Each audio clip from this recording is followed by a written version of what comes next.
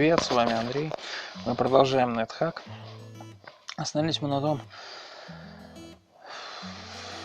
что у нас 4-й уровень этаж подземелья, 10-й уровень персонажа.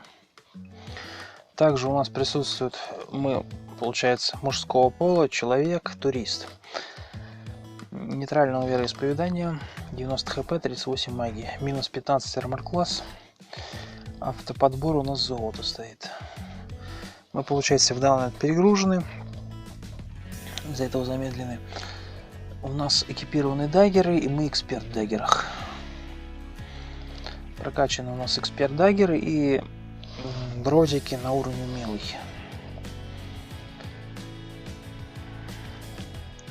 Рядом с нами присутствует наш пони, прирученный нами с помощью еды вегетарианской, такие как бананы, яблоки и так далее.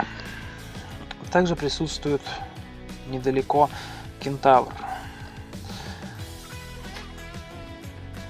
Пони решил не с кентавром подраться, но это плохая идея. Кентавр его убьет за пару минут.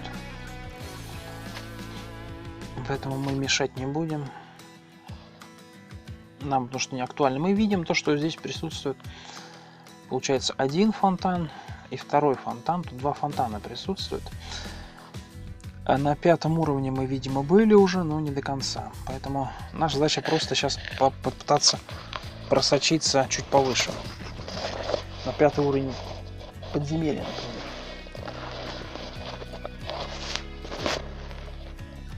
У нас по инвентарю, приличное количество дротиков. Мы специализируемся на дротиках, поэтому у нас присутствуют они. Сейчас я вам покажу так по-другому. Вот. Мы специализируемся на дротиках, поэтому так называемые дартс, поэтому нам они крайне эффективны. Также специализируемся на кинжалах, и у нас они присутствуют в наличии. Присутствует следующий тип оружия. У нас получается тяжелые железные ботинки, плащ, гавайская рубашка, которая дает повышение цен у торговца. Я бы раньше думал, что скидка, но оказывается повышение цен, что обидно.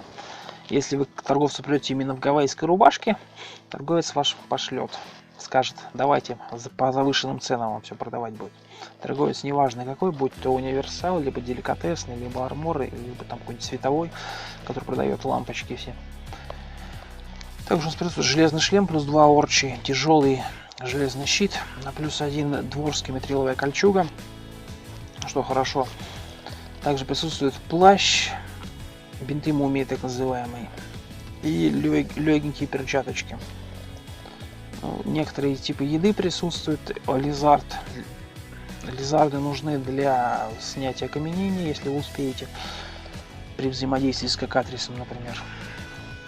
Либо с шикатрисом, это из той же цепочки. Кстати говоря, для отрубания голов, как я узнал, нужно, это для бармаглота. В английской версии Неком называется.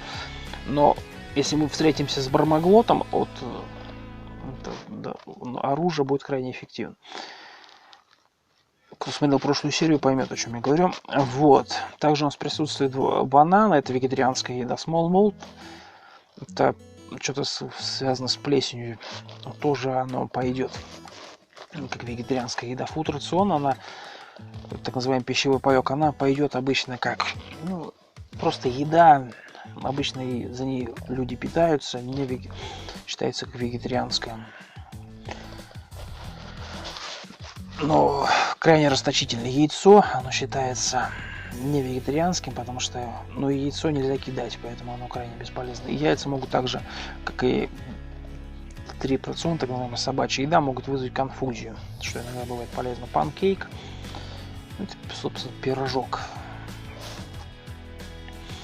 Но она почему-то не хочет, лошадь наша не захотела ее есть. Также присутствует телепортация, куда можно юзнуть на себе.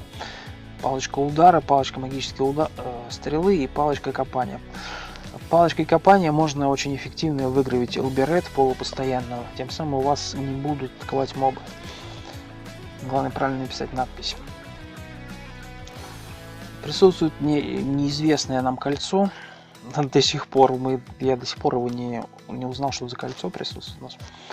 Присутствует у нас также бутылка воды. Также присутствует зелье болезни. Его, кстати, сейчас можно смыть. Присутствует три поушена второго уровня.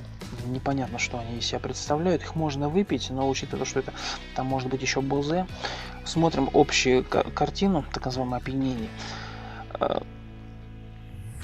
Смотрим, у нас присутствует достаточно большое количество. И идентификация не всегда правильная из-за того, что может в общем и целом прыгать. Ну, как я говорил ранее, у туриста до 15 уровня цены у торговца отличаются. А как, ну, чтобы определить предметы, как вариант, самой оптимальной идентификации именно у торговца. Поэтому, а у туриста она прыгает, из-за этого очень трудно считать. У нас присутствуют также некоторые виды инструментов, которые мы опознали. Это сумка трюков, рог, так называемое изобилие. Крайне полезная вещь, особенно если вы умеете перезаряжать ее. То есть для этого нужно свиток зарядки использовать, желательно благословленная версия. Вот, оно вам дает еду. И еда может быть крайне полезной, особенно, например, маточное молочко, либо шпинат, который вам повышает силу. Сила очень полезна, особенно для переноски вещей. Также мы знаем немагическую лампу, что очень хорошо. Значит, мы следующую лампу, которую найдем, и она будет без надписи, то она, скорее всего, будет магическая. Нам останется только узнать ее полярность, то есть проклятость, непроклятость, благословленность и так далее. И мы сможем загадать желание у джина. Если нам повезет, конечно. Также мы знаем магический свисток и собственно, сумку обычную непроклятую. Также мы знаем большое количество камней. Так, знаем драгоценные камни, так называемые как Jetstone, Агатстоун, Гарнетстоун, также и стекло там. Вортлес, Фиолетграсс.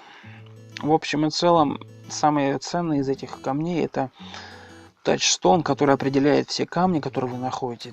Тем самым вы можете примерно знать, что вы за камень нашли. То есть, если какой-нибудь камень найдете, мы его сразу сможем определить. Вот. На текущем уровне много алтарей. У нас, смотрим, у нас нейтральный алтарь, что очень полезно. В прошлой серии нам дали, я думаю, не актуально, нам дали клевер, так называемое оружие для варваров. Там двуручный топор, но для того, чтобы нам его использовать, нам нужно качать топор. Ну, в принципе, можно было бы пробовать использовать двуручный топор как вариант дублирующее оружие, если не справляемся с основным, но проблема в том, что нам придется снимать щит. То есть мы, если слабый противник, в принципе, мы могли бы использовать топор, но если сильный противник, нам не поможет это.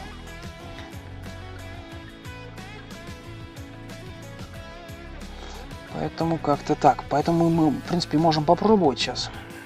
Попробуем поднять его, но единственное, главное, чтобы он не сильно нас не перегружал. Учитывая то, что топор идет как двуручный, вот он присутствует у нас здесь.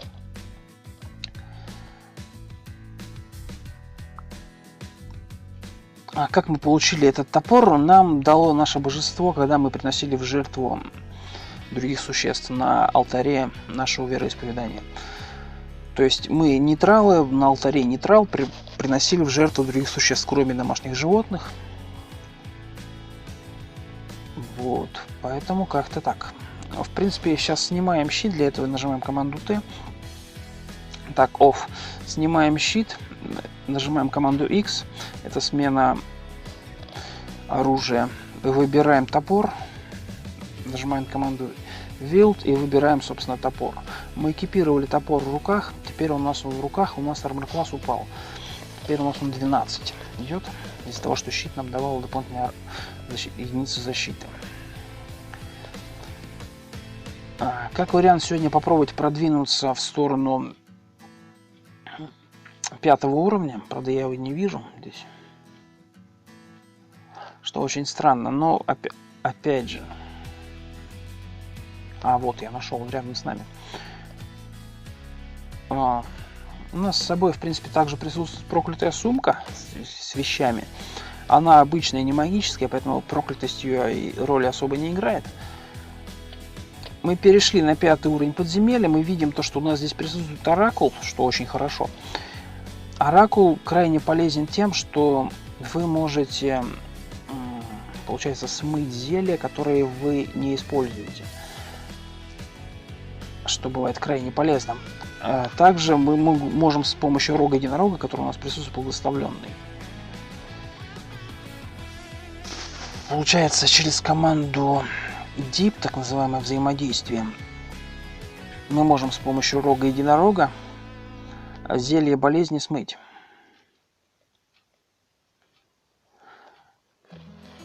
Превратив его в другое зелье, оно превращается в зелье, ну, учитывая то, что там очень много зелий 2-го уровня, поэтому я немножко тупанул. Смотрим еще раз. Смотрим историю для этого. Нажимаем команду. Я даже не знаю, как вам объяснить, какую команду мы нажимаем. Открываем лист команд и смотрим. Чтобы открыть историю, я использую, получается,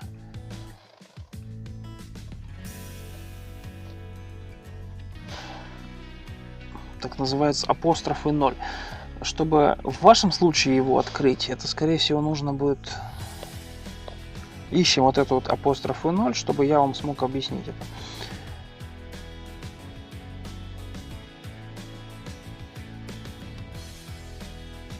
Я просто так давно переставил эти команды, я не особо думаю о том, чтобы...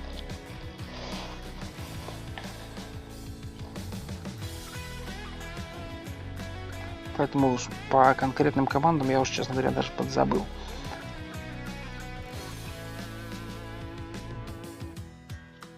Не знаю, я сейчас только найти ничего не могу.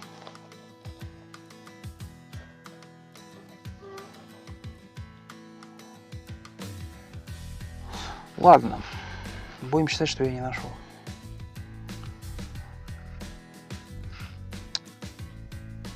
Но у меня есть другая табличка, которая вам, скорее всего, поможет. Она... Сейчас я вам ее найду сначала. Вот, я ее нашел. Вот она. Получается, мы... На версию смотрите, она в основном она актуальна для... Ну, для меня, собственно говоря, потому что я в большинстве случаев большее количество информации брал именно с нее. Если вы немножко хотя бы английском понимаете в целом, то вам будет более или менее понятно, что присутствует здесь, что не здесь. Для инвентаря я в основном использую команду И, чтобы не особо думался.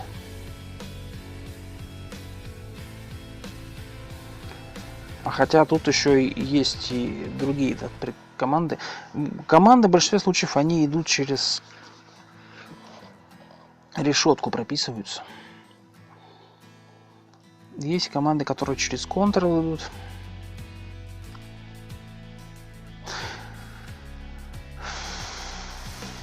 Одним словом, я вам в текущий момент пока продолжаем двигаться дальше. Не буду я пытаться что-либо объяснить, если я не до конца сам это понимаю. По крайней мере, в данный момент я не могу это объяснить. Смотрим то, что у нас альтернативное оружие почему-то не наш усиленный дайгер. Тем самым мы одеваем наш экипированный дайгер, меняем на двуручный топор и ходим. Смотрим. К нам подползает крыса. Ух ты! Вот, кстати говоря, ликантроп. Чем опасен ликантроп? Он вас может толпой забить. Мы ждем его в проходе. Вот видите, Вериорат превратился в форму человека. Мы начинаем бить его топором, мы его убили. Причем его убил наш пони, что очень полезно. Нам он бесполезен, а вот если пони его шлепнет, для нас это будет даже лучшим решением. Почему именно в проходе его нужно бить, спросите вы? Потому что гигантские бэтле, ну, как мне подсказали в комментариях, бэтле это у нас жук. А я думал все, что это гигантская пчела. Ну вот, одним словом, почему я дропаю перегрузку, чтобы у нас не было именно перегрузки? Потому что она...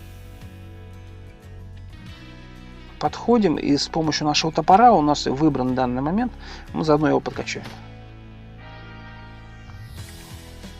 Гигантского жука есть можно, то есть но он считается ядовитым. Если у вас нет сопротивления к яду, он вас, скорее всего, шлепнет. А по яду. Вот, поэтому стоит быть в этом вопросе аккуратнее. Так, по поводу того зелья, которое нам с помощью рога единорога выдали. Собственно, нам нужно получается, не до конца я понял, честно говоря.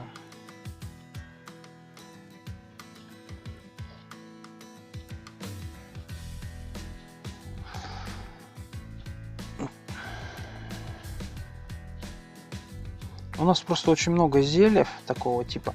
Скорее всего, зелье фузи нам нужно будет переименовать на фруктовый сок. Почему именно его? Потому что он бы тогда переименовался в воду. Но он не переименовался в воду, тем самым это фруктовый сок. Как узнать, как именно пишется фруктовый сок? Для этого вы открываете прайс-идентификацию по зельям. И у вас во второй графе написан фруит жуисе, тем самым вы можете его прописать.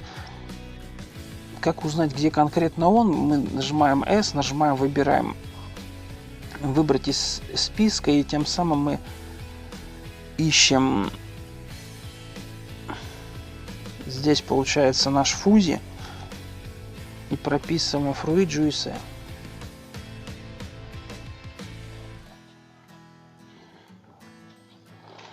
Так называемый фруктовый сок. Тем самым мы примерно имеем представление. Учитывая то, что также присутствует у нас зелье второго уровня, как вариант, то их также можно в рог единорога окунуть через команду DIP. Решетка DIP вы выбираете. Ну, в моем случае у меня прописано на кнопку. Мы выбираем рог единорога, на моем случае он был выставлен, и прозваниваем. Если надпись вот такая вот интересен, тем самым ничего не произошло. Там должно быть зелье опьянения. Так называемое бозе. Не факт, что в данный момент оно у нас будет присутствовать, но факт в том, что оно может быть в наличии у нас. Поэтому мы прозваниваем ее с помощью рога единорога. Собственно, у нас нет в данный момент зелья бозе, тем самым это другие зелья второго уровня, которые у нас присутствуют. Что мы знаем из зелий второго уровня? Зелье второго уровня может быть бозе, болезнь и видение невидимого. Учитывая то, что это не фруктовый сок, мы его прописали. Не бозе, потому что оно через рог единорога оно бы прозвонилось. Тем самым это также не болезнь, потому что зелье болезни нам известно. Это, скорее всего, зелье видения невидимого должно быть. Просто смотрим еще раз, чтобы убедиться в этом. Открываем общий список доступных нам предметов в данный момент и смотрим. Болезнь у нас прописана. Мы видим, что болезнь у нас прописана, тем самым у нас нет болезни. У нас получается второй уровень либо Skill Blue, либо самое обидное, что нам нужно было их переименовать. Для этого стоит залезть в прайс.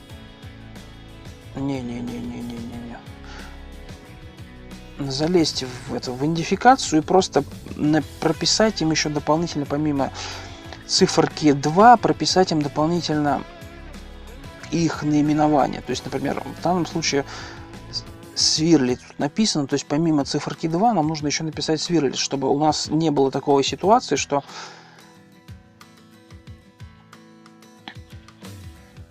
мы элементарно... Да куда ты нажал? Да что ты будешь делать? Также можно подписать уровни. В случае необходимости можно подписать и все, что вам необходимо. Что касаемо колец, на кольцах лучше подписывать тоже также эти же навыки. То есть тем самым ваша задача просто исключение только те зелья, которые у вас уже опознаны. Например, вот слип у нас опознан. Нам нет смысла его подписывать. То есть, собственно, вот тут вот подписываем как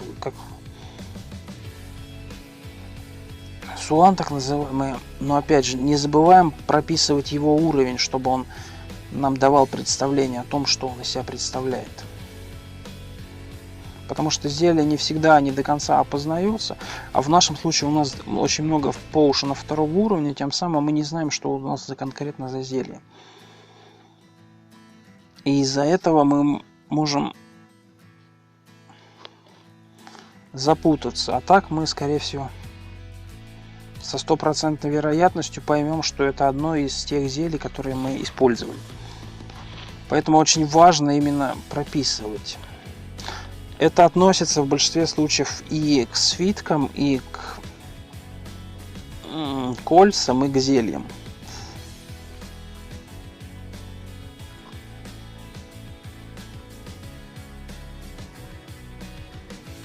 Потому что если вы не сможете это не то. Если вы не сможете прописать, то вы, скорее всего, запутаетесь. А если вы запутаетесь, то вам, скорее всего, просто элементарно будет непонятно. Если вам будет непонятно, то вы, скорее всего, собственно, прописываем еще одну. Оставляем его уровень.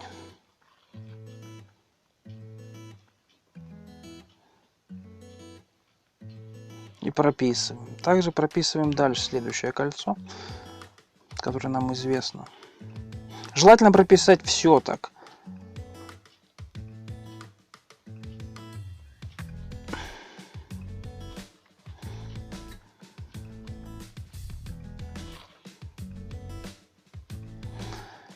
Мы прописываем в данный момент, прописали сейчас все кольца, известные нам. Мы просто прописываем, каким образом мы открыли, через команду call мы открыли список. Для того, чтобы вызвать команду call, вам нужно нажать решетку и прописать call. Собственно, мы прописали то, что, получается, кольца, какие изначально были прописаны. Тем самым мы примерно... Вот опять же, тут potion есть, его стоит тоже прописать.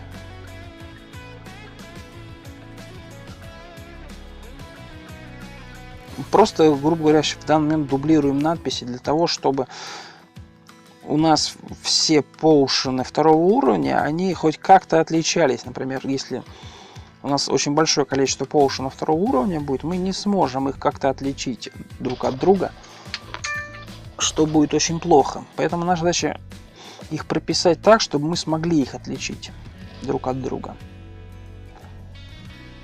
Если мы сможем их отличать друг от друга, тогда мы сможем элементарно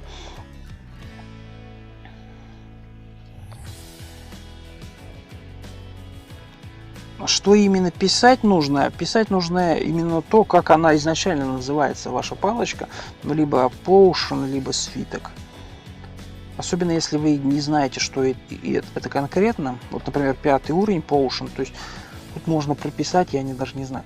Попробуйте вот первые несколько цифр написать. STRK получается. В этом, конечно же, нету смысла, но все же вам будет более понятно, когда вы в своем инвентаре их найдете, и у вас их будет очень большое количество, вам просто будет более удобно.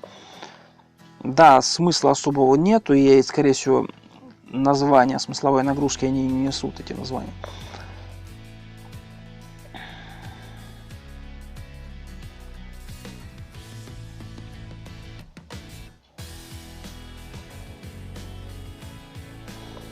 Поэтому мы сейчас все просто закалим, чтобы они просто были.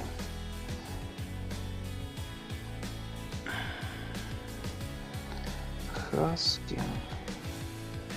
Собственно, чтобы, если мы найдем такие свитки, чтобы у нас не только был прописан его уровень, но, кстати говоря, я сомневаюсь по поводу уровня все-таки еще. Поэтому...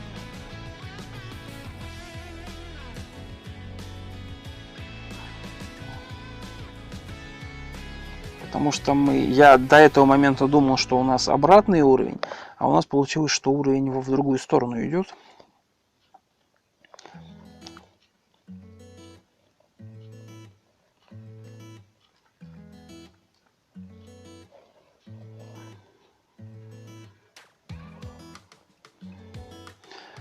Поэтому мы сейчас ее именно прописываем так, чтобы она...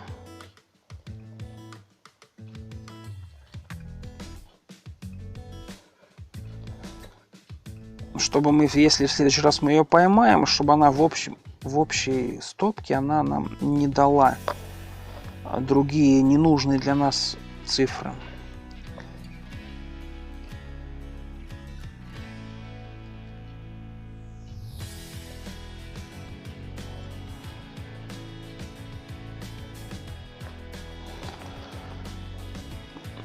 Текущие буквы не имеют особого смысла, по крайней мере, я их не смог перевести. Поэтому они нужны чисто для того, чтобы вы в своем инвентаре смогли отличить их. Потому что если вы не сможете их отличить, тогда вам просто будет непонятно, что это за свитки. Во-первых, разные ли они или нет.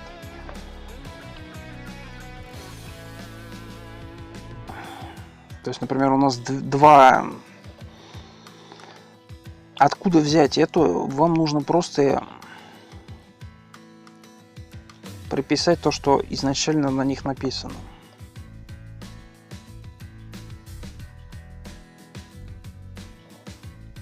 То есть в следующий раз, когда вы с ним встретитесь, либо вы их не прозвоните, то вы просто сможете уже иметь хотя бы примерное представление о том, вот, собственно, что мы сделали. Видите, да, то есть у нас, получается, прописалось два skill blue, так называемых два зелья, и одно зелье другого типа.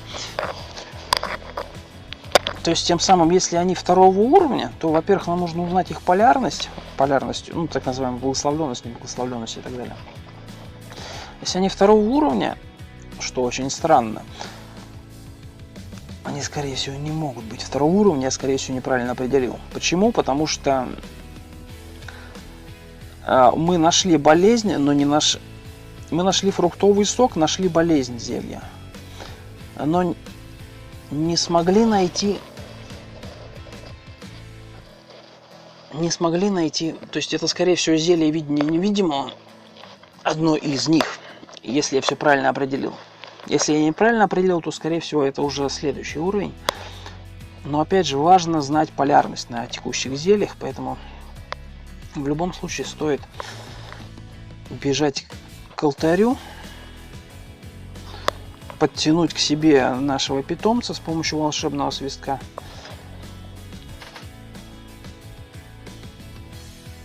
То, что они там дерутся, это их проблемы, они сами друг на друга агрессируют. Мы не будем их в этом упрекать. Если даже кто-то кого-то убьет, это их уже проблема. Потому что мы коня защитить не сможем, а конь... Опять же, мы видим то, что у нас получается одно из зелий благословленное. Благословленное стоит пить, особенно если оно у нас низкого уровня. Я не рекомендую смотреть свитки, читать неизвестные, потому что если вы прочитаете неизвестный свиток, вы, скорее всего, просто погибнете. Потому что там бывают разные свитки, там, например, даже если вы поймаете Destroyed Armor, либо амнезию неподготовленные, то вы, скорее всего, уничтожите ваш доспех, либо какой-нибудь огонь. Вы ухудшите качество вашего доспеха, например. Особенно, если вы будете не металлическим. Как вариант, сейчас попробовать выпить Potion, который у нас присутствует второго уровня. Skill Blue, так называемый. Мы его выпили, и ничего не произошло. Самое странное то, что мы его выпили Potion, и ни хрена не произошло.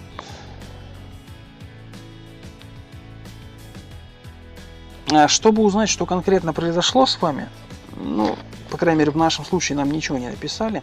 То есть я выпил Potion, и нам ни хрена ничего не написали, но он также Potion не определился.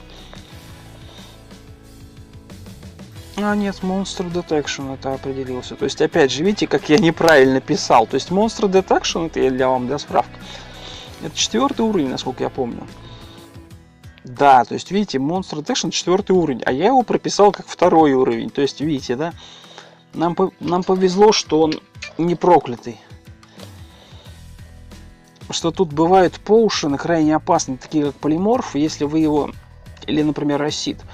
Если вы его случайно прочитаете, или на крайний случай паралич, если вы его случайно прочитаете, полиморф вам может очень плохо сделать, вы, скорее всего, превратитесь. Для этого стоит прозванивать зелье. Асид, опять же, вы урон кислотой получите, причем очень большой урон кислотой. Все зависит от проклятости зелья. А паралич вас, скорее всего, просто убьют, потому что если у вас нет, конечно, защиты от парализации. У нас еще одно зелье второго уровня присутствует. Ну, по крайней мере, тут написано, что второго. На самом деле мы знаем, что оно может уже и не быть второго уровня. Как вариант попробовать ее на полиморф посмотреть. Для этого нужно через команду Deep выбрать любой предмет, например, дротики, 3 штуки, и попробовать посмотреть это зелье на полиморф. Это зелье не полиморф, это зелье... Посмотреть также зелье на кислотность. Для того, чтобы посмотреть его на кислотность, вам нужно через команду Deep взять любой металлический предмет, например, вот наш, ну, скорее всего, топор, он не будет взаимодействовать с кислотой, например, наш даггер, который 100% металлический, и посмотреть на кислотность. Это не кислотность, соответственно, это не асид, это не полиморф. Тем самым вы можете уже примерно знать, почему я сейчас сомневаюсь в зельях, потому что прайс идентификация, сейчас я вам покажу, одна из последних моих до 15 уровня у нас идет 1/3 сбивания цены у торговца. Тем самым, и это работает только на персонажей туриста, получается. Сейчас я это найду вам, чтобы показать.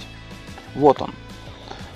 Вот, владельцы магазина признают туриста с уровнем опыта ниже 15 лохами, взывают с ним дополнительную наценку в размере 1/3 покупки и предлагают только 1/3 цены проданных товаров.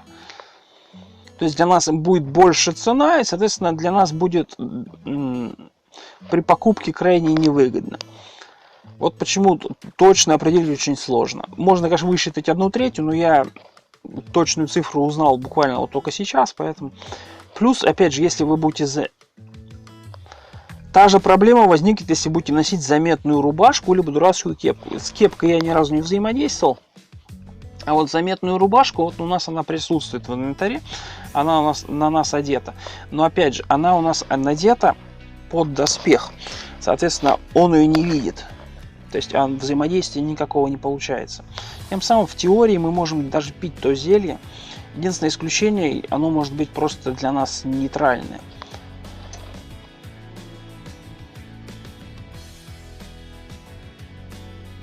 Нам написали, что это обычный фруктовый сок, по крайней мере, тут так написано. Но это, скорее всего, не так, потому что фруктовый сок мы уже опознали, тем самым мы знаем, что это 100% был не он. Мы, кстати, так и не опознали это зелье с вирли, которое мы только что выпили. Тем самым нас они обманули.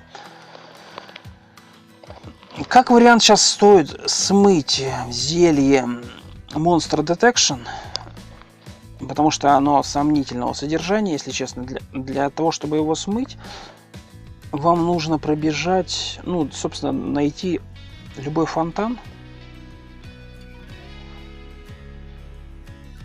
подобрать нашу сумку, найти любой фонтан. У нас присутствует, кстати говоря.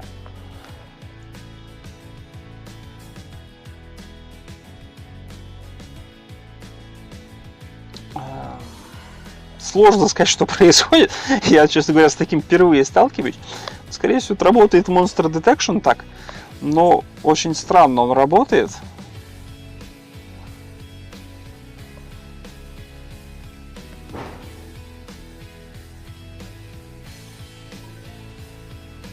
Собственно, Рок Пирс, который не самый опасный противник, но он, видимо, двигается. Он. Есть также Глаз Пирс и Ирон Пирс. Но это, собственно, не самые серьезные противники из тех, которыми я встречался. Собственно, фиолетовый грибочек, так называемый, это, видимо, не вегетарианская еда, потому что наш... подожди, наоборот, у нас пони его съел, соответственно, это вегетарианская еда. Мы смываем зелье, для этого подходим в фонтан, нажимаем, во-первых, лучше, конечно, выложить, чтобы лишнего не было у нас с собой. Если я не ошибаюсь, у нас надето кольцо, как оно называется? Я так думаю, по крайней мере, не знаю точно. Для того, чтобы узнать точно, вам не нужно идентифицировать его, но у нас пока нет такой возможности. Просто первых колец не так много, о которых нам... И я, как понял, нам... Опять же, я мог, конечно, с уровнем кольца ошибиться. Ну, сейчас я перемотаю все по-быстрому. Вот, смотрим кольца. Ринг первый уровень. Это либо характеристики, но это вряд ли. Защита тоже вряд ли. Защита формы. В теории может быть. Стил. Нет, мы когда одели, скрытность, когда мы одели ботинки, нам написали, что мы одели ботинки. Вардинг нас не предупреждали об этом. То есть это не вардинг. Это, скорее всего, либо защита формы. Но это 100% не голод, потому что и не улучшение характеристики, так называемое, не протекцион. То есть мы попробуем сейчас снять, одеть еще раз наше кольцо. Мы его сняли, мы его, собственно, одели. Рука не важна. Я сказал, не важна. Мы одели кольцо, собственно, ничего не изменилось. Тем самым, если статы не поднялись, не опустились, это либо защита формы, то есть от неизменности, либо... но я думаю, что, скорее всего, это фиксация статов, это так называемое sustainability, потому что, ну, я могу, конечно, ошибаться. Но потому что мы очень давно статов не получали, что удивительно. Может, конечно, я не так часто играю, поэтому...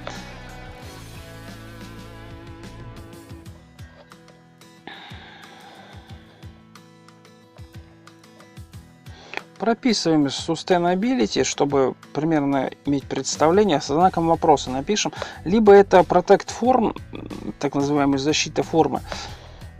Также ее пропишем, чтобы она... Они примерно, как узнать точно, просто идентифицировать предмет. Через команду deep смываем ненужный нам Potion Monster Detection. Он смывается 2 раза, сначала разбавляется, а затем мы его смываем. В обоих случаях есть вероятность того, что фонтан может исчезнуть. Potion разбавлен, тем самым у нас должно быть 2 бутылки чистой воды. Также фруктовый сок, который у нас присутствует, мы его можем выпить. Фруктовый сок дает сытость. Количество единиц я вам не скажу, врать не буду.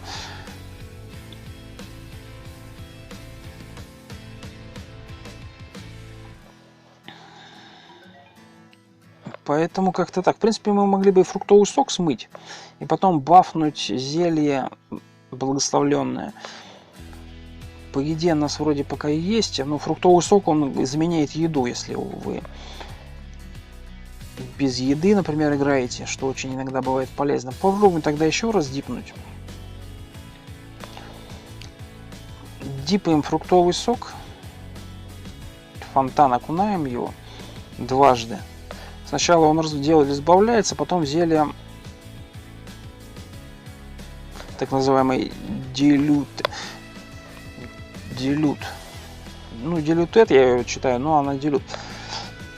И второй раз, собственно, и опять же зелье смылось, тем самым мы можем его благословить, потому что у нас есть святая вода. Святая вода у нас получилась, как мы ее получили, мы на своем алтаре, то есть в нашем случае он нейтральный, мы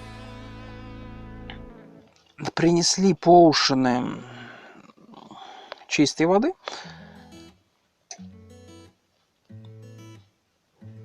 Тем самым, получив поушены, для того, чтобы получить еще больше чистой святой воды, нам нужно дипнуть чистую воду, положив на нее святую. Нам скажут, назовите там поушен, нам называть нет смысла, потому что мы и так знаем, что это святая вода. Тем самым мы можем убрать. У нас фонтан не закончился, тем самым у нас будет еще возможность. Эти 2 зелья, скорее всего, соберутся, тем самым у нас уже 5 бутылок святой воды. Святая вода чем полезна, вы можете Против нежити она очень эффективна, но я, правда, обычно использую оружие. Поэтому пока будем двигаться в сторону оракула и дальше. Притягиваем к себе нашего питомца с помощью магического свистка. Из-за того, что мы перегружены, точнее нагружены, мы теряем здоровье свое. Смотрим, у нас что-то здесь, возможно, на уровне еще есть. Наш персонаж очень сильно проголодался, у него висит слабость. Мы едим панкейк, это считается деликатесом.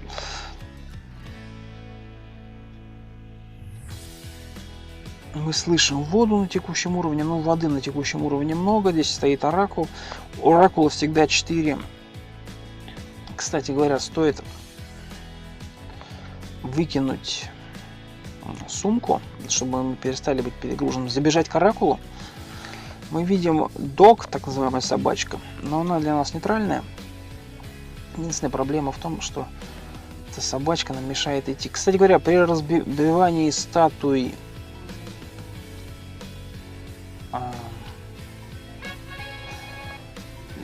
теперь нам будут показывать, что мы, кстати говоря, очень низко находится. Как объяснить? Очень низко находится оракул, что удивительно. Обычно оракул на высоком уровне бывает. Мы убили крокодила. Кстати говоря, тут я не знаю, как у меня так получилось, но я в один момент, я даже крокодилов умудрялся делать. Я собрал большое количество вещей в левитации и просто их случайно уронил. Ну, это были кожаные ботинки, и у меня получился крокодил-питомец. Ну и, конечно, вы можете приручить его через свиток, но меня сам факт порадовал. Того, что можно с собой таскать крокодильчика-питомца. Мы видим, опять же, сундук. Это непонятно, как он здесь нарисовался. Ну, тут мы видим то, что тут еще, да, получается, волк. То есть к нам шлепает волк, и он, получается, в сонную ловушку попал. Подползаем к волку.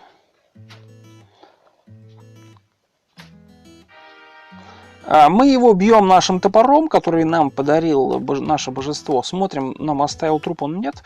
Он нам трупик свой не оставил. Но проблема в том, что волки обычно ходят стаями. Они шаблонно идут в сонную ловушку. На уровне с этим присутствует сонная ловушка. Как вариант, можно было ее задизейблить, если это наш персонаж.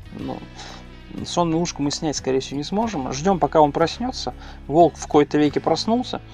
Бьем его топором двуручным. И едим его трупик. Учитывая то, что у нас пони, для нее также мы уничтожили летающую мышь летучую. Ну, что очень странно, мы не можем здесь пройти. Хотя очень, по идее, тут должен быть проход. Может, я, конечно, что-то путаю. Возможно, не в конкретном месте. Можно попробовать через верх прогуляться. Жалко, у нас не Экскалибур. Тем самым мы были бы, конечно, этими благочестивыми. Но у нас был бы автопоиск. Вот чем полезен Экскалибур. У нас не пришлось бы нам очень долго искать. Нам придется идти дальше вверх. Потому что мы не видим дальнейших развития событий. Для этого просто перебегаем максимально быстро. Нам пишут то, что мы очень быстро бегаем. Притягиваем к себе нашего питомца благодаря мистическому волшебному свистку. И смотрим на 6 уровень. Мы прибежали на 6 уровень в виде фонтана. Фонтан нам не актуален. Тут Тенгу стоит. Если не ошибаюсь, Тенгу это благочестивый персонаж. Он считается демоном, но он благочестивый по вероисповеданию. То есть мы на него должны атаковать. Он любит телепортироваться. Достаточно больно бьет. Вот видите, он использовал свиток какой-то. И от нас испарился. Этот свиток, скорее всего, свиток телепортации. Потому что если он испарился, мы смотрим теперь в наших свитках в общем списке. И видим, что он присутствует здесь. Гарвен Тех, так называемый. Теперь смотрим историю, как называется его свиток, который он использовал. Гарден Тех. То есть свиток телепортации он использовал, он свалил от нас. Если мы бы его смогли ваншотнуть, то есть убить с одного удара, то мы смогли бы тогда забрать этот свиток, но мы не смогли его убить, тем самым мы не можем. Двигаемся дальше, видим, тут голем стоит рядом с нами.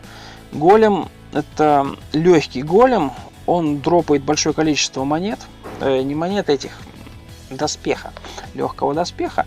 Он крайне полезен для полиморфа. Если у вас есть палочка полиморфа, вы можете потом, когда он дропнет эти доспехи, попробовать их заполиморфировать. Голем почему-то нас не атакует. О, теперь проснулся.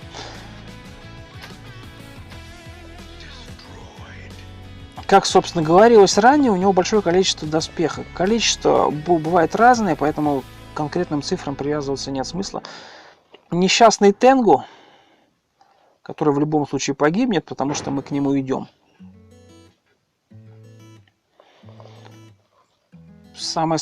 Тут уже Собакан на 6-м уровне. По поводу Собакана. Сейчас мы одним глазиком посмотрим на Собакан. Главное, чтобы наш конь от нас свалил. Да, это Собакан. Мы как бы открыли его для карты, тем самым мы видим, что он присутствует на текущем уровне, и мы можем уже дальше идти. И, мы видим также железную дверь, точнее железную решетку. Что ты будешь делать? Железная решетка в большинстве случаев скрывается в свиток телепортации. Чтобы ее расплавить, нужно банка кислоты, либо просто прокопать стены вокруг нее. В нашем случае мы, скорее всего, будем прокапывать стены вокруг него, чтобы хоть какой-то эскейп был. Но для этого нам нужно притащить сюда кирку. Кирка у нас находится в нашей сумке. Кстати, к нам идет еще одна лизард. Еще один.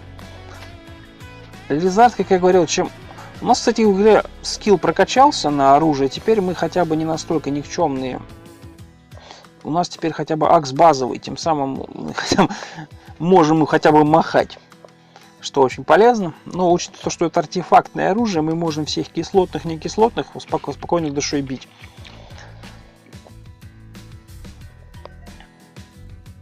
Мы ищем кирку.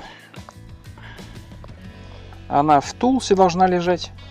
И вот пик-акс — это у нас кирка. Берем кирку, меняем руку, чтобы даггер сменить, и выбираем кирку. Взяли кирку в руки и идем в сторону. Что ты будешь делать? У нас нарисовался Тенгу, нам не дает копать. Тенгу нам дал повязку на глаза, еще одну. Повязка на глаза неплохо, но проблема в том, что она может быть проклята. Если повязка на глазах проклята, вы ее не сможете снять. То есть тем самым у вас будет вечная слепота до тех пор, пока вы не снимете проклятую повязку. Поэтому оно не всегда хорошо, поэтому лучше посмотреть. Копаем стену. Тут, кстати, еще и Potion нарисовался. Несколько объектов. Scroll Teleportation. Что касаемо эльфа, его есть не стоит, потому что неизвестно, он, скорее всего, будет... Сколько ходов он пролежал, во-первых. Мы нашли скролл телепортации. Собственно, и зелье. Про полярное зелье мы ничего не знаем, поэтому стоило бы его прозвонить. Что касаемо скролл телепортации, мы его оставим в любом случае. По поводу кирки, ее стоит сейчас сменить. Смотрим, что у нас в данный момент в руках. В данных руках у нас Неклиар. Соответственно, мы меняем руку, берем двуручный топор в руки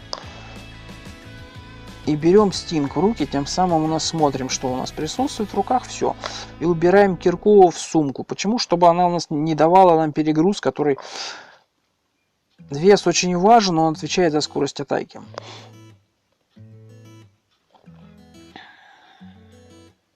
Что касаемо поушена, которого нам выдали, мы не знаем его полярность. Это нам дали чистую воду, но проблема в том, чистой воды в том, что мы не знаем, что она из себя представляет. Учитывая то, что у нас есть отражение, свитки, поушины лучше убирать в сумку.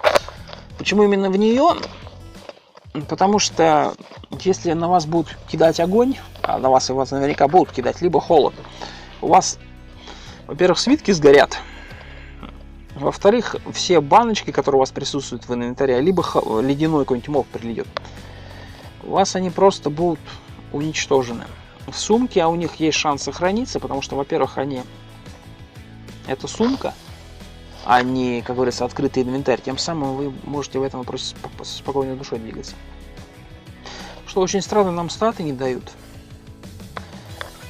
Обычно по протяжении 600 ходов, ну, то есть от букв КТ, где 23 462 хода, бывает, ну, через 600 ходов всегда дают какой-то стат. Если, конечно, у вас нет фиксации. Вот я почему и думаю, что это у нас кольцо на фиксацию статов идет. Кольцо на фиксацию статов — это хорошее кольцо, оно помогает против свежевателя разума. То есть тем самым он вам ни хрена толком сделать не сможет, и вы его просто можете со спокойной душой забить. Но в остальных случаях, конечно, он будет очень болезненный. Что, продолжаем исследовать дальше. Мы перегружены, но нам, в принципе, не критично. А по поводу Собакана, как вариант, стоит его сходить, но проблема в том, что в Собакане мобы усиливаются. И нам наш пони будет очень сильно мешать в Собакане.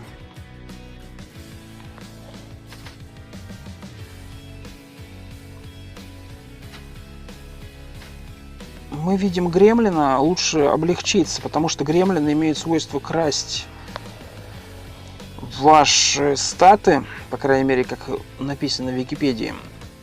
Поэтому лучше не рисковать и облегчить вес, сдропнув все тяжелые предметы в сумку. Вы спрашиваете, почему я использую платмал. Платмал очень тяжелый доспех, но он лучше по армор-классу, чем наш доспех. Чем наш мифриловый. Почему? Потому что открываем. Ну, вот он, я пролистал его.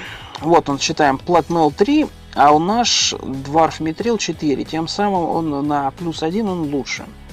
Сам лучше, конечно, Dragon Skull, потому, ну, это такой доспех можно получить только, получается, найдя чешую, либо через желание. Найдя чешую дракона и потом благословив его, то есть усилив. Прочитав на нем свиток улучшения брони. Что касаемо Платмела, мы не будем его использовать, потому что мы нашли еще один немагический свисток, но он нам не актуален, у нас есть магический. Хотя можно как альтернативную версию взять. Если наш магический свисток сломается, то будем использовать не магический свисток.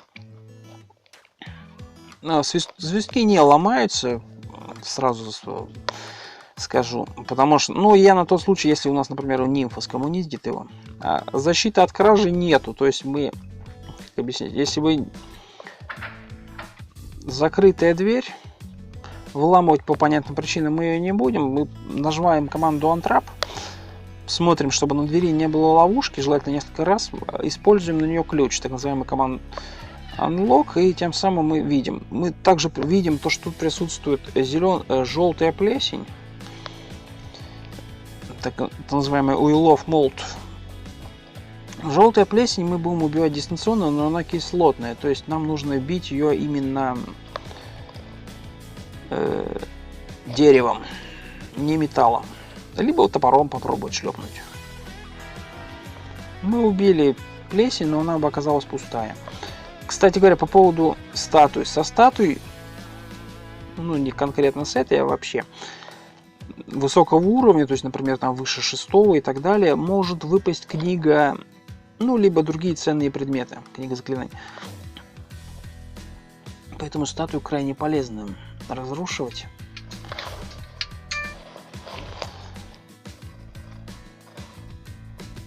Мы сейчас тогда пробежимся, посмотрим в целом. Мы видим также, что у нас закрытая дверь. Нажимаем команду Untrap. В моем случае она заменена на кнопку.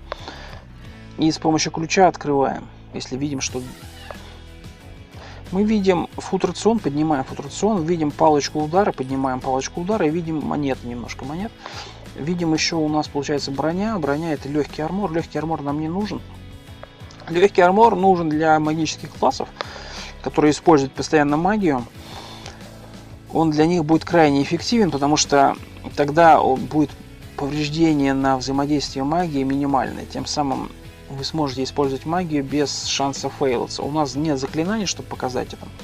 Но там будет написано шанс фейла 100%. То есть тем самым вы не сможете использовать свои магические касты против каких-то мобов. У наш персонаж проголодался, но оно и понятно, мы с перегрузом ходим.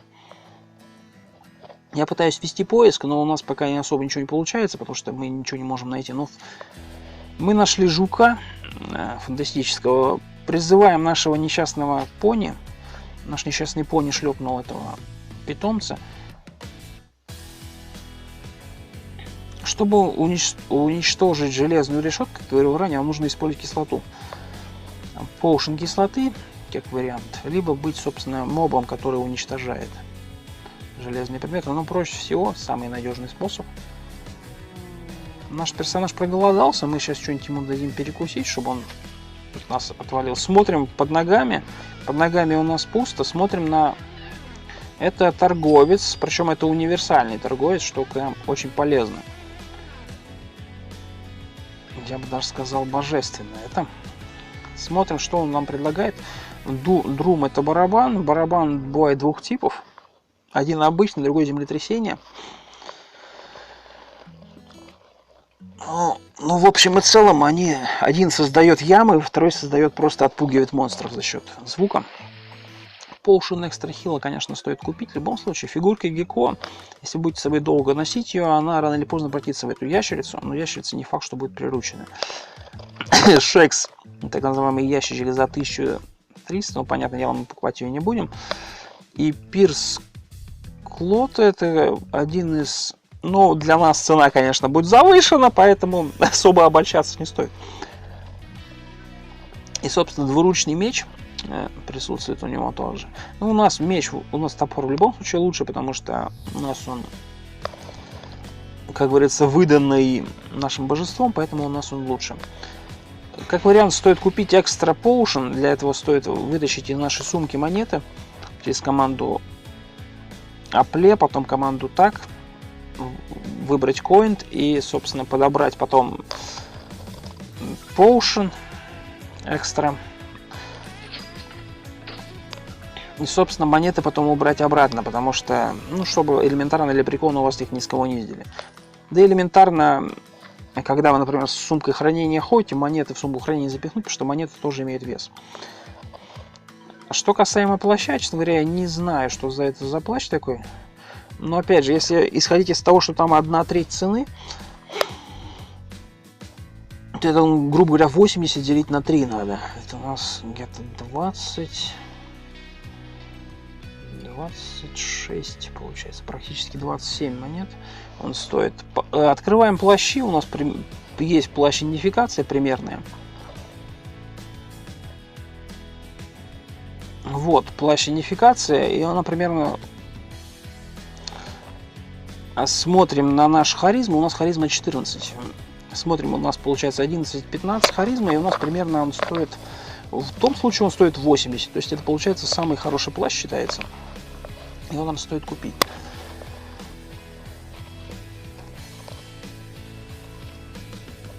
Смотрим, чтобы он не соответствовал. Я как посчитал, он примерно 20 должен стоить, но я, конечно, могу ошибаться.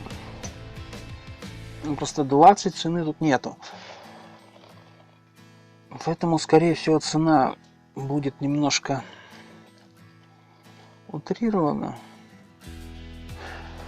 Как вариант купить этот плащ, возможно, этот плащ магической защиты, но проблема в том, что тогда мы минус армор класс себе понизим, но плащ магической защиты в любом случае нужен. Опять же, нужно будет его позвонить полярности, узнать точно, конкретно, чтобы он нам не доставлял проблем. Негативных плащей, по сути говоря, не бывает. Вы вот еще найдете позитивный плащ. Исключение, если только он будет проклятый, и вы его не сможете снять. Поэтому в любом случае плащ стоит взять. Это, скорее всего, не последний уровень, но все же стоит его забрать. Кстати говоря, по поводу плащей. Так называемый открываем Armor класс, ну, то есть наш полный список доспехов и всего остального, известных нам, по крайней мере, в данный момент. Мы видим, что у нас получается Клоак, плащ так называемый, ну, Клоак это плащ, а Орчи у нас плащ известен, получается. В данный момент плащ Инвиза, плащ смещения, Displacement. Орчи, эльфийский плащ нам неизвестен.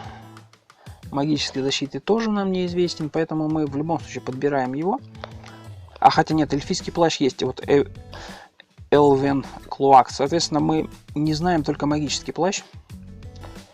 Чисто теоретически он должен быть тот самый. И просто если мы найдем сопротивление к магии, для нас это будет очень хорошо. По поводу награды в Собакане, которую вы можете получить в конце за прохождение, мы поднимаем предмет и нажимаем команду Pay. Тем самым мы оплачиваем покупки. Через команду Apple мы заходим в нашу сумку и команду Put, выбираем коинты и выделяем их галочкой и убираем монеты. И уходим. Нам здесь не нужно ничего делать. Единственное, нам нужно позвонить плащик на предмет проклятости. Я думаю, он скорее всего не проклятый, но все же стоит его прозвонить. Для этого нам нужно вернуться на ближайший алтарь, который у нас присутствует. Ближайший алтарь у нас присутствует на 4-м уровне. В данный момент мы находимся на 5-м уровне. Тем самым нам нужно спуститься еще на 1 уровень вниз. Мы видим ягуара, который меня неоднократно убивал. Кстати говоря, обратите внимание, сила 17. Мы давно не ели, а сила 17. Смотрим по истории.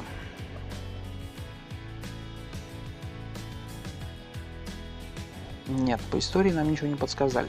Мы призываем нашего питомца сюда и начинаем забивать ягуара вдвоем. Не знаю, что это написано. Наш пони погиб от еды. Наш пони погиб без еды. Ну, его надо было кормить, конечно, я что-то момент этот пропустил. Мясоеды в этом вопросе, конечно, попроще. У нас теперь нет питомца. Летучая мышь для нас нейтральна. Бежим к алтарю. Ну, в этом проблема этих мобов. Снимаем плащ на плюс 5, одеваем этот доспех. Он 8, но нам ничего не написали. Не написали же, да? Да, нам ничего не написали.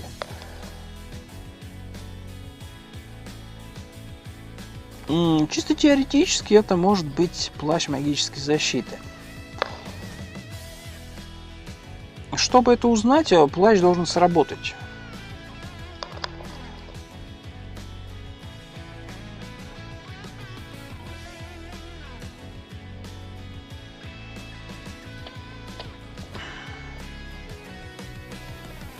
По плащам. Плащи в большинстве случаев все определяются, за исключением плаща Инвизу. Ну, плаща Инвиза и плаща магического снятия. Ну, магический резиста. Почему? Потому что алхимический, его и так видно, что он алхимический. Диспласий, вы его тоже увидите. Дварский плащ, но тут подписано в скобках, что вы его увидите, Роба увидите. Ну и в принципе протекцион еще может быть. Но протекцион очень просто определить. Как именно протекцион он вам дает Armor класс. У нас Armor класс плюс 1, соответственно мы возвращаемся. Я сказал, возвращаемся к плащам. Только не этот. Плащи. Сейчас минуточку, я найду плащи. У меня несколько свитков плаща. Вот он. Armor класс по плащам. Получается, если это магический резист, то у него Armor класс должен быть 1 и имя рандомайзерное. Если это Protection, то у него Armor класс должен быть 3.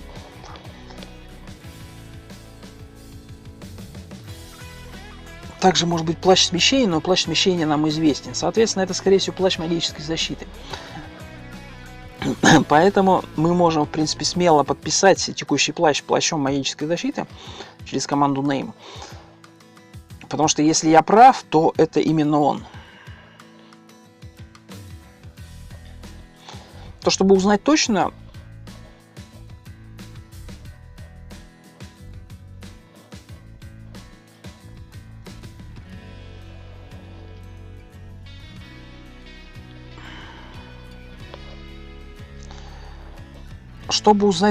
нужно именно прозвонить его. Но если я прав, то нам прям откровенно повезло. Но почему осталось нам только собрать сопротивление, точнее отражение, и можно повышать арбор класс.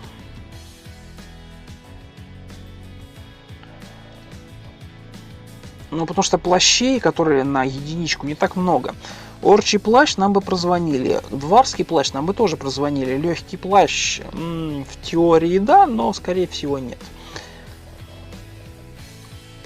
Может быть и легкий плащ, кстати говоря. Плащ смещения нам бы его написали.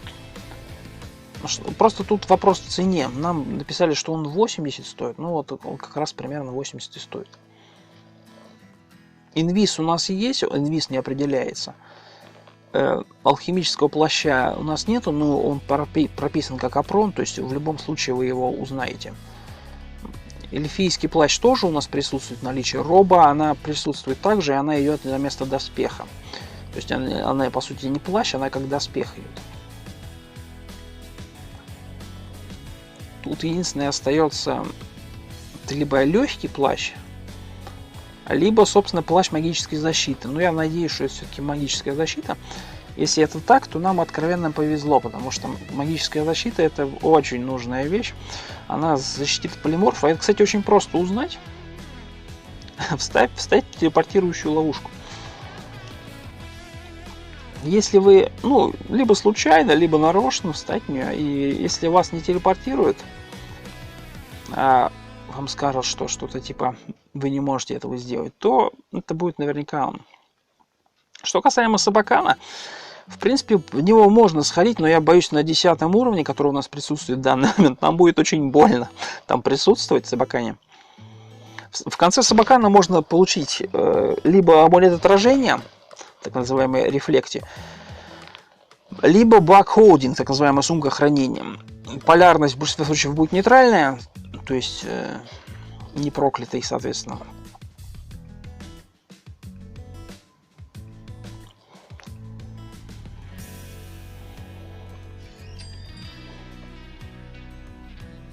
Не знаю насчет сундука, который у него также присутствует. Вот у него присутствует сундук очень странный за 1000 монет. Мы его открыть, наверное, не сможем, да? Он нам с ловушкой еще небось. А, сундук закрыт, то есть мы его открыть даже не сможем. Хотя я просто боюсь то, что на нас нападет сам этот, как он называется, сам так называемый Сиполивини, вот это у него имя. В общем, в целом сам торговец, который тут присутствует, и поэтому... Просто он обычно, если ты начинаешь взаимодействовать с предметом, который у него присутствует, ты должен заплатить. Но у нас 0 монет, поэтому он нам может откровенно много гадостей сделать. Что касаемо Собакана, Собакан хорошая вещь, но единственная проблема. В Собакане можно очень большое количество еды найти. Мы видим мимика, но это было ожидаемо, потому что я проходил на текущую локацию. И тут не было поушена. Мы облегчаем вес, дропая сумку нашу, и начинаем раздамаживать мимика нашим топором. Желательно наш топор благословить, кстати говоря, это хорошая мысль. Учитывая, что он уже как минимум присутствует +1, то есть не +1, но как минимум мы умелые в нашем топоре, тем самым мы можем его благословить. Кстати, у нас еще один прозвоненный поушен присутствует. Нам бы его тоже через команду Deep он прозванивается. Deep, выбираем топор и выбираем Extra Potion. Тем самым он получает так называемое благословление. Тем самым он будет подсвечиваться уже желтеньким цветом в моем случае. Убираем обратно Potion, потому что у нас все-таки отражение отсутствует. У нас, кстати, Extra Heal еще есть. Extra Heal это очень полезное. Это получается как Escape, так называемый. Стоит использовать для Escape свиток телепортации, либо телепортацию, например, как палочки телепортации, либо и Potion исцеления. Кстати говоря, стоит пробежаться вниз, посмотреть их полярность. Мы увидим шакала, но шакала, я думаю, мы забьем руками. У нас получается алтарь на 4 уровне, поэтому мы бежим именно на 4 уровень. Кстати, там кто-то к нам идет. Так ты кто? Подскажи мне. Ты легкий голем. Легкого голема вообще можно продать. Ну, не самого голема, а лут с голема. Вот, о чем я и говорил. То есть, видите, уже 4 армора, а до этого было 3 армора, тем самым разное количество у него постоянно. Обратите внимание, у нас сила стала 18. Смотрим на наше одетое кольцо. Кольцо у нас одетое. Видите это, да? То есть это кольцо получается, не фиксация статов, что очень плохо, а именно протектор форм, скорее всего. Потому что у нас сила стала 18.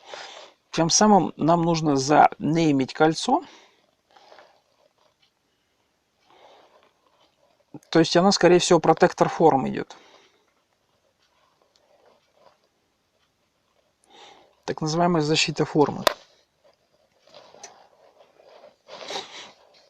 Я не до конца понял, что это кольцо делает, но факт в том, что оно вас не защитит от того, что вы будете превращаться. Но плащ магической защиты вас от этого защитит.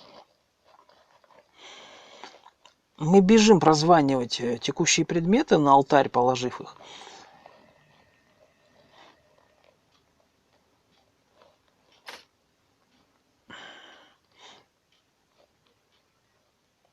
Свиток проклятый, а этот не проклятый. Что касаемо проклятости свитка, свиток нас вернет на уровень назад. Если мы проклятый свиток прочитаем. Ладно, всем большое спасибо за просмотр. С вами был Андрей. Всем пока.